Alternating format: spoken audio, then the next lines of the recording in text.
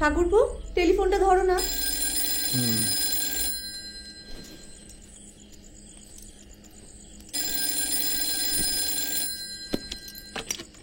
Hello. নমস্কার ব্যোমকেশ বাবু, আমি শশধর বাগচি। আরে নমস্কার, আমি অজিত বলছি। ও অজিত বাবু, কেমন আছেন? হ্যাঁ ভালো, কিন্তু ব্যোমকেশ তো বাড়িতে নেই, ও তো সাহিত্য সভায় গেছে। আমি কি উনি কি কাল সকালে বাড়িতে থাকবেন? আমি তাহলে একবার আসতাম। হ্যাঁ হ্যাঁ নিশ্চয়ই, চলে আসুন, আমি বলে দেবো। ধন্যবাদ। আমি তাহলে 11টা নাগাদ আসি। রাখলাম। হ্যাঁ, রাইটার্স থেকে শশধর বাগচি।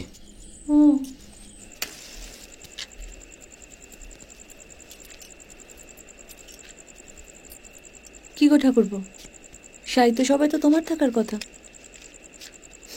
কদিন বছর দেখবি ও বই লেখাটাও শুরু করেছে, তখন আমি হয়তো বইয়ের দোকান দেবো। এতক্ষণে হয়তো ওর বক্তৃতা শুরু হয়ে গেছে, বলো। সবাই বেশ হাঁ করে তাকিয়ে আছে, ওর কথা শুনছে।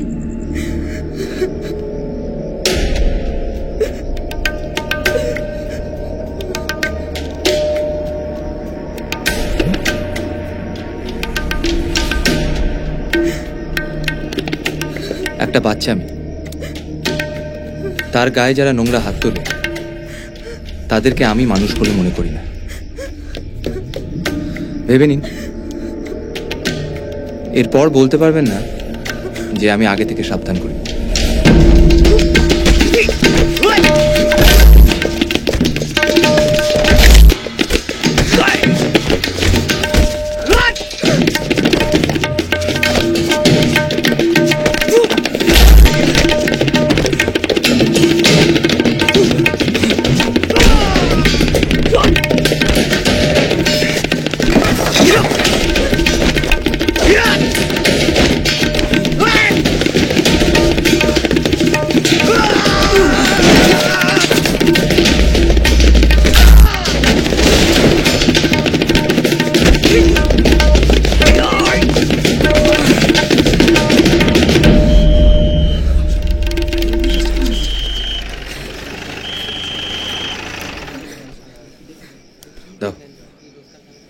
আরে একদম না।